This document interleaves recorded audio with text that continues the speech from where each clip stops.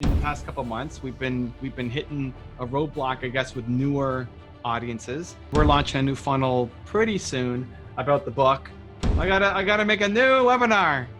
And again, for people watching, why it's so valuable is I'm dreaming, oh, I believe in this dream I've been dreaming, oh, I'm dreaming, oh, I believe in this dream I've been dreaming, oh.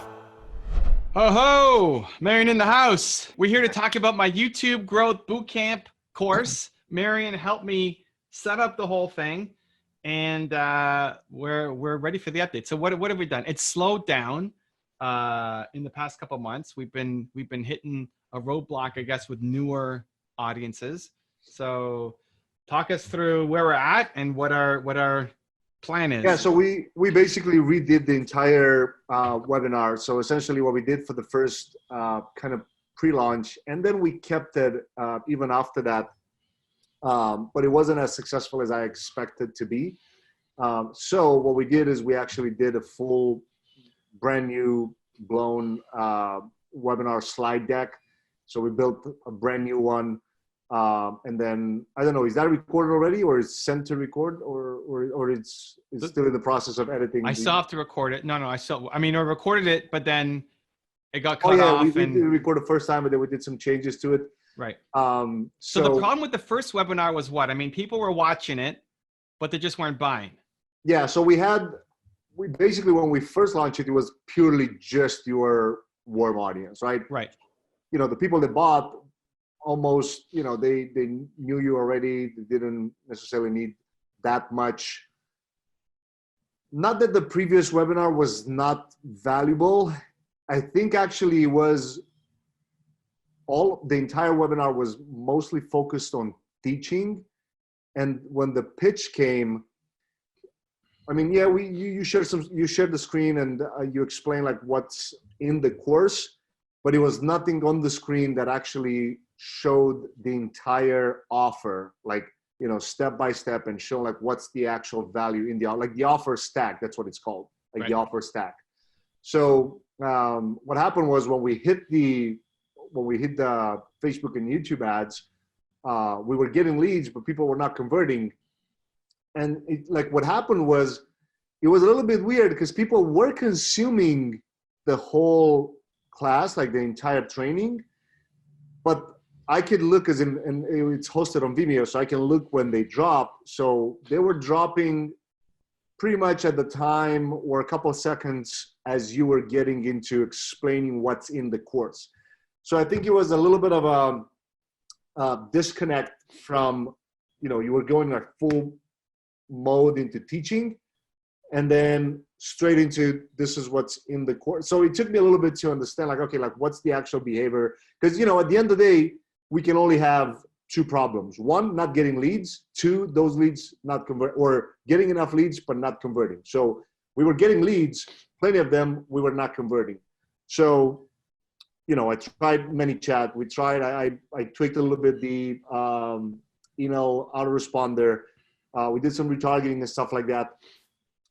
But that's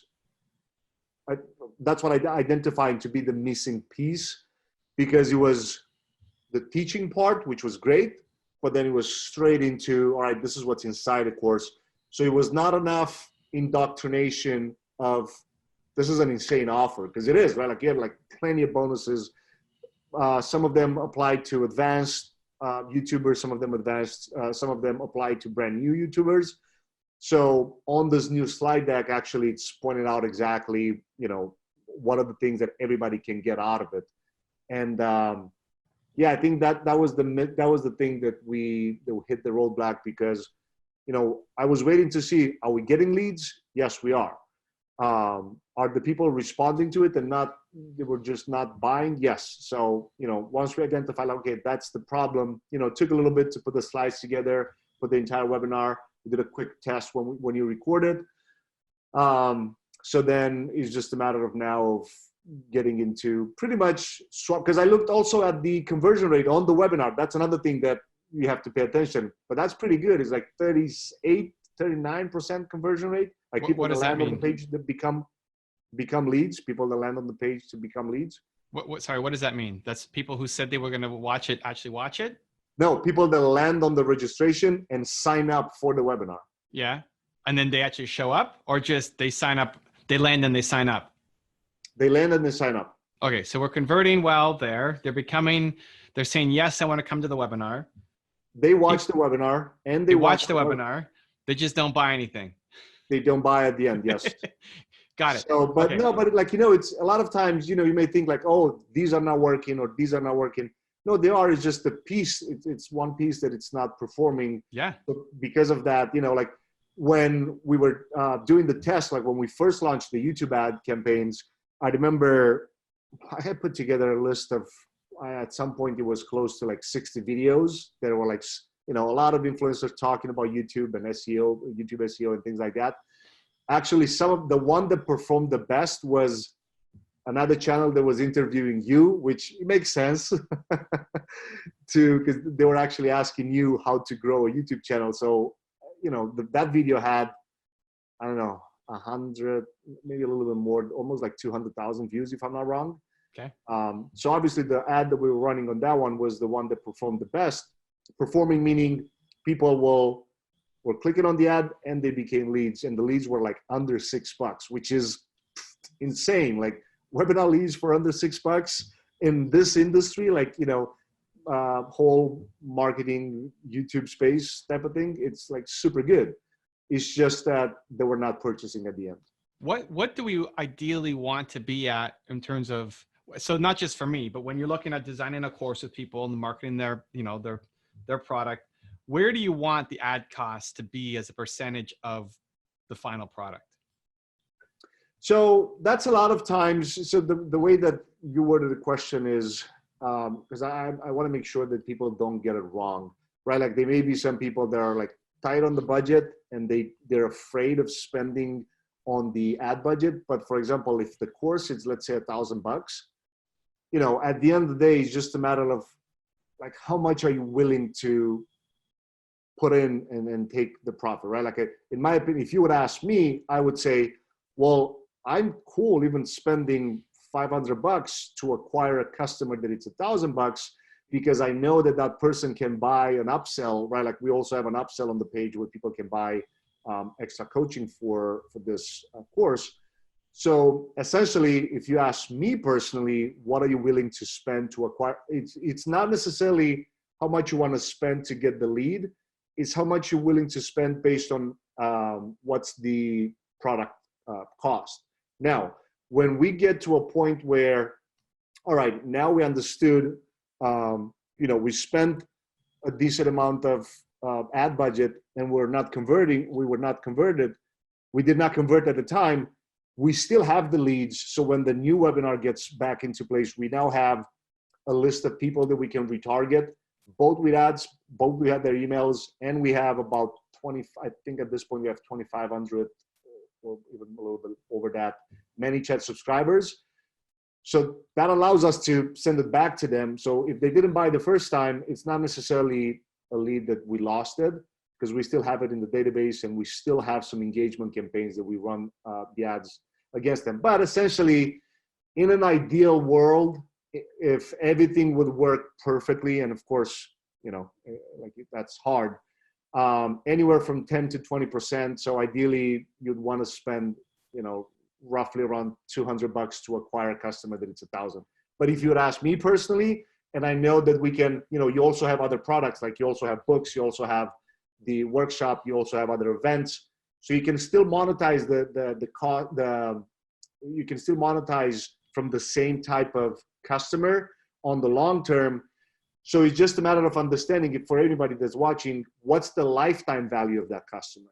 So if we focus on this product, the course, that let's say it's 1,000, we have two options, 1,000 and then $2,000, right? The 1,000 is the one with no coaching, no one-on-one coaching. And then the second one is, which is 2K, has the coaching involved.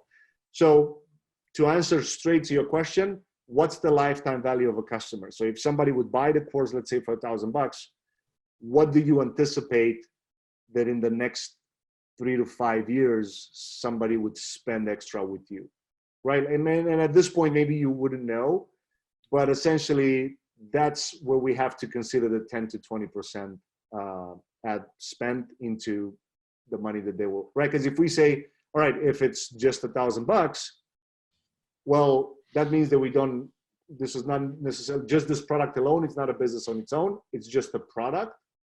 So if it's just the cost for this, the ad spend cost for this, if it's 10, 20%, it's anywhere from $100 to $200. Yeah. But if we consider that, hey, we can actually, still use the list and keep nurturing them, and maybe you launch a YouTube challenge, maybe you launch another book, maybe you launch something else, and then those people will still buy from you. So, but anywhere from 10 to 20%, it's a good, acquisition cost. Cool. Okay. I just think because you said $6 for a lead is a good deal. So just to put in perspective for people, I think it's also dependent on the kind of product you're launching. So, I mean, I got my new book coming out. This is the first video I've done with my new book, which is exciting. Not just like a cover, but the actual, this is it. So I'm honored to be in this video. Number one. Yeah, tomorrow is my filming day. So you get in just before filming day. With Russell from ClickFunnels, they're trying to break even off of a book sale. So he does his book. He has an upsell on the book. He loses money on the book. The book costs him, $3 to make. And then the shipping is going to be another $8. And so they'll end up losing a little bit of money on that. But then they have a bump where you spend, I forget what it is, $37 or whatever, and you get an upgrade to something, and then get into ClickFunnels and all this stuff. So they lose money on the book, or just break even on the book, make money from the bump, and then make money having them in the system and all that. But that's a book. It's a $20 product, right? Yeah, and then also it's a little bit different for them because they have the SaaS business, which is right. They'll be like a huge. So what I was asking is for people who might work with you, they might be experts, thought leaders. They're trying to build their first course. They may not have a well thought out funnel, SaaS software, know their lifetime value. So if they're actually trying to monetize the course, there's a little bit of cost up front to record the course and all that stuff, and effort for sure. But once it's up, it's basically just ad costs and then whatever support staff you need to help the customer service, but it's not that much. It scales pretty heavy. So for people who want to make money off of it, then it's just good to get a range. So if you're saying, hey, I usually target 10 to 20%, it's a good range to at least be aware of if you're trying to make money with the program itself and not just have it be lead gen for something else. Yeah, and then it's also, if for people watching, a lot of times, courses will have some sort of like really high end on the back end of it. Some people don't. Like, for example, in your case, let's assume the back end would be working with Jeremy, right? And that's if you set up like a monthly recurring type of thing, where somebody can have it done for you, and maybe it happens or not. It's up to everybody what type of done for you can be applied to the course itself. But a lot of times, that's a really great way on the back end to even make more money on the same part. Because now you have somebody that raised their hand and said, "I'm a buyer. I want to I want to pay you. I want to work with you. I want to buy from you." So now that person, of course, since they trusted you, as long as they get what it was promised to be delivered for them, they're gonna buy more, right? Yeah. It's always the type of people that, hey, I just want to learn to do it myself, or hey, actually, I don't have the time. I'd rather pay you to do it, and you take care of it. Right. So with for people watching on the smaller side, we're launching a new funnel pretty soon about the book, where you get the book. And then it's going to be the upsell would be a membership. So I'm launching a new. Brendan Burchard is all over me on the membership. You need to have a membership. What he wants me to do is basically charge $49 a month and do twice a month 90-minute training, where you get me inside a private Facebook group for 90 minutes twice a month, where you ask your questions in advance, and then I'll put together a training on it, and answer it live and help people through the process. So he's obsessed about this model, and he wants me to apply it. So it's gonna be the book which is awesome, which you can get, and we'll send it to you. I can't do free plus because that's not the deal that my publisher is. We're fighting, trying to figure that one out. But whatever the lowest cost I can get it at, and then the upsell would be the private group. We're calling it Movement Makers, so people want to build their movement, and I'm going to help you do it twice a month for 90 minutes. And then also you get access to other people who are going through it too. So it's a lower end funnel trying to hit mass versus a higher end product that you're trying to be more targeted with. So yeah, but that's also a great way to have recurring revenue, right? Because if I mean, think about it. Let's assume you get 1,000 people into that, and that's recurring. Also, what's important to understand, you may have some cross promotion in there. Like some people that will buy the course will want to get into that. Some people that will get into membership, they'll want to buy the course, right? So at that point, it's also cross promotion between the audiences, the leads. Yeah, and Brendan has so many different options and so many different courses and so many different packages that he crosses. And I don't have that yet, right? We've got the YouTube course and then the book, but you don't make money off of a book, at least when you go with the publisher. So that's it. So the membership is the next step, and then what other courses and whatever it might flow through. But step one is making the YouTube course insane in our marketing. So okay, so we know we can get people to come. They're targeted, they're qualified, they're watching, they're signing up, they're liking it, they're just not buying. We're fixing a webinar. I still have to record that and edit it and everything. Should we stop the advertising campaign until we've got the new webinar, since we know it doesn't work? So we still have one campaign that is running off of YouTube. We dropped the price. I can't remember from the top of my head now. I think it's just the minimum that it's going monthly, just because it does bring a decent amount of leads in it. Like I said, we pretty much paused every other campaign that it was running. The one, well, basically this is the main one, right? So this is the one that was bringing most of the leads as we were going like full on. I would never completely stop it, just because every time when you pause everything from a Google Ads standpoint, then when you relaunch it, you almost kind of have to start it all over from scratch, because it loses the algorithm is not going to look again. Like, for example, the one that we have now, we target cost per acquisition per lead, right? So if Google realizes like, oh crap, for 2 weeks this has not run, now the algorithm is like all over the place, and we'll have to start it from scratch, and now we have to do all these things again. So we still leave it running for, I don't remember now, but it's pretty low. I don't know, like 10, 15 bucks a day or something like that, just to get the flow and still get the couple leads in until we get the full webinar, which I'm assuming will be done this week. Okay. And then we just bump the budget. It's one way it's one thing to just bump the budget up, and then that will just boom, boom, boom. It'll go. YouTube is way different than Facebook. Then to completely pause it and then relaunch it a week later or something like that. Okay.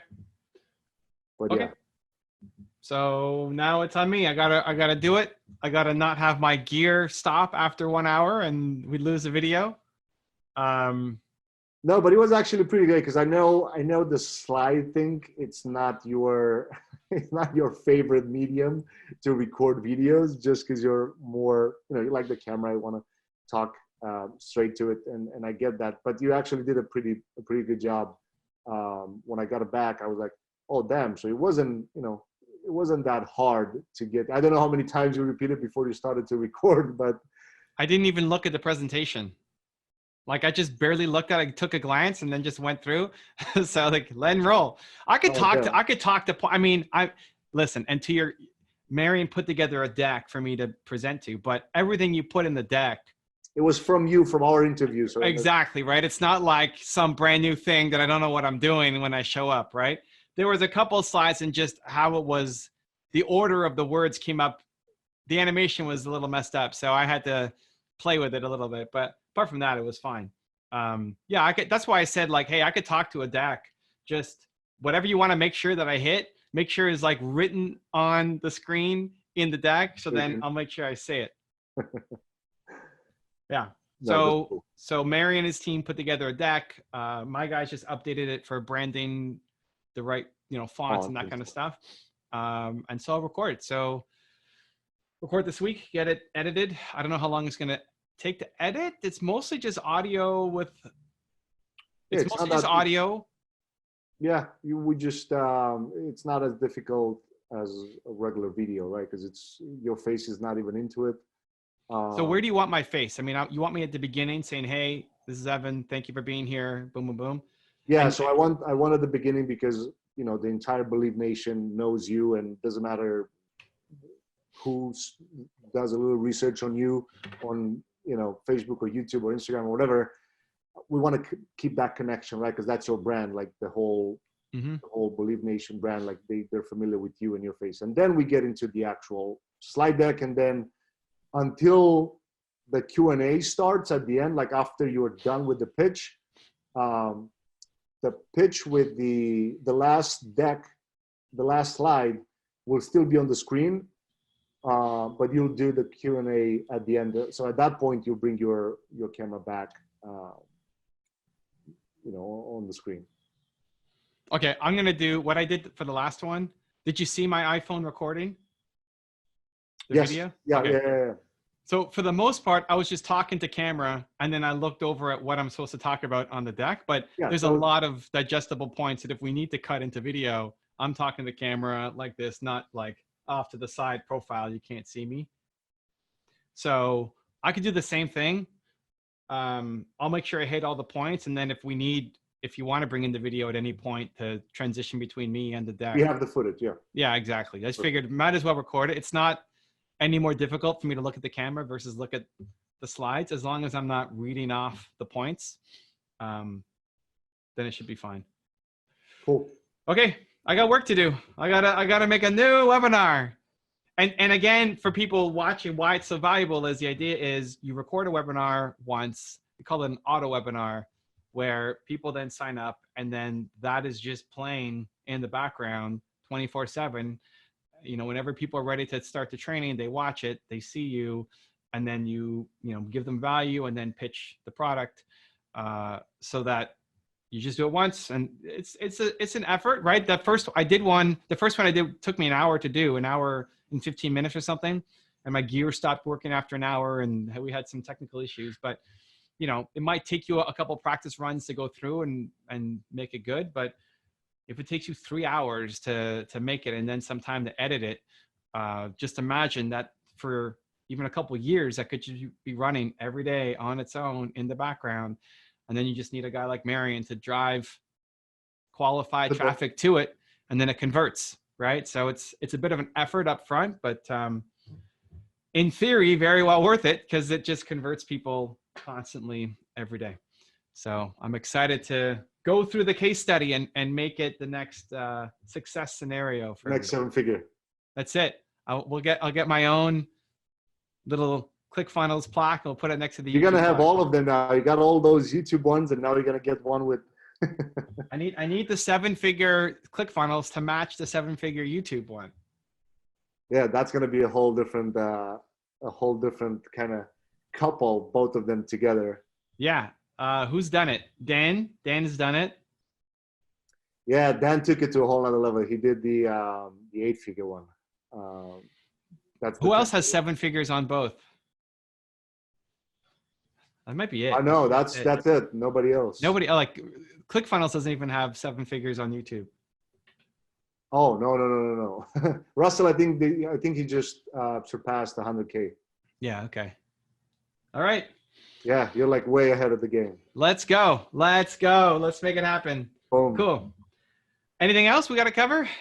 No, that's pretty much, just a quick little add-on in there. So when we do because now we have the full like pitch on the deck, on the slide itself, we're going to update some of the emails as well, to just remind people of the one thing that they saw at the end. So there will be some screenshots that you put already in the webinar. Mm-hmm. they'll be updated in the emails too, to keep the, you know, the entire kind of omnipresence in place. All You know, right. some people will watch and then they'll jump off in the middle of it, and they won't be able to get all the, you know, they won't be able to see all the bonuses. So then we also send them the screenshots for it to make sure that they don't miss it. Okay. But yeah, Cool. other than that, no. From now All right. it's Amazing. I appreciate you, Marion. Let's make this happen. 100%, man. All Let's right. go. Much love, man. See you soon. Take care. If you want to see my last one-on-one with Marion, also highly educational. If you're trying to build your funnel, check out the video right there next to me. I think you'll enjoy it. Continue to believe, and I'll see you there.